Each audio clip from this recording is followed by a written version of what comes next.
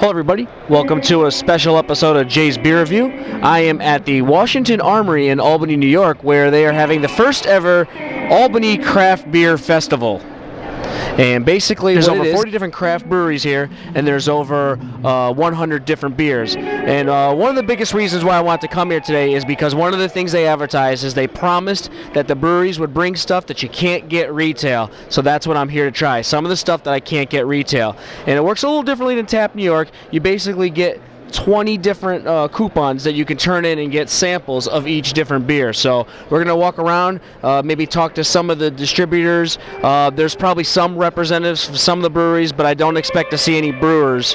And we're just going to really walk around and see what they have to offer. And as you can see, the music's getting ready already. So anyway, we'll walk around and see what we got. Well, I'm here at the J.W. Lee Harvest section, and they have a firkin, and it is the J.W. Lee Harvest Ale from 1999. They only brew this once a year, and they age it for a while, and it's a limited edition vintage. We're going to give this beer and a firkin a test. It's probably the only beer I'm going to be able to get on a firkin here, so I wanted to make sure I got this on tape. So let's give it a try.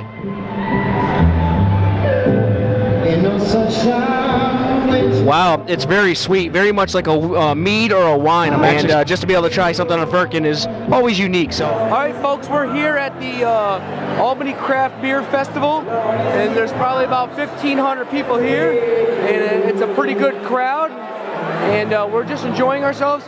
Shockingly, there is about 40 different brewers here, and over 100 different beers, so it's actually pretty good.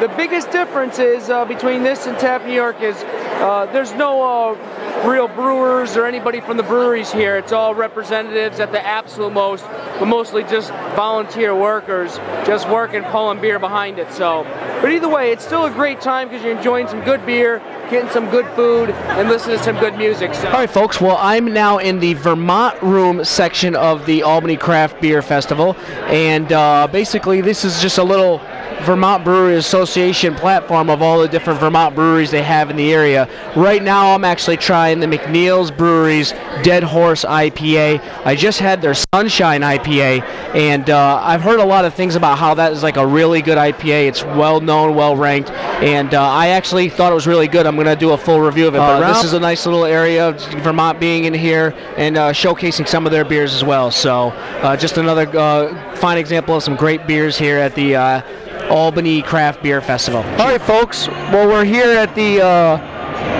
Albany Craft Beer Festival, and this should really give you an idea of what's going on here. This is the main room where almost most of the breweries are at. You can really see how crowded it is. Right now, the time is 6:30, so we're a little over halfway through the beer festival. And I gotta be honest and say I'm pretty drunk, and I've had some good beer, so it was a lot better than I ever expected it was gonna be. I was really expecting this to be mainly mass-produced breweries like Sam Adams and Blue Moon and Sierra Nevada, but there were some small breweries here that brought some excellent beers here, and I was happy to have that. There's a separate room for the Vermont breweries, where there's about 8 different breweries from Vermont that were here that you also may have seen, and I tried some really good beer. And to be honest, that was the surprise of the day. I had a beer from the McNeil Brewery called the Sunshine IPA, which my wife is actually drinking right now. And I can't say it was my favorite beer because Keegan Ales was here and they had the Joe Mama Stout. And of course, that's like one of the top 5 beers I had in my life. It continues to be. But this McNeil IPA was really something special. And I'm going to do a full review of it soon because of that. So anyway, just give you an overview. Me and the wife are sitting down relaxing a little bit. We're about 15 beers deep and just enjoying ourselves. So. All right, folks. Well, I'm here at the Albany Craft Beer Festival 2011. We're at the Budweiser Lounge, and this is the designated driver lounge, where basically people can just kind of hang out, drink water or soda or whatever. And I'm just wrapping up because we're getting ready to leave. It is 7:15. There's about 45 minutes left of the beer festival, but we feel like we've had our share of beer, so we're gonna go ahead and go find ourselves some place to eat and sober up for a little while and go from there. So anyway, I hope you enjoyed this episode, and until next time, cheers.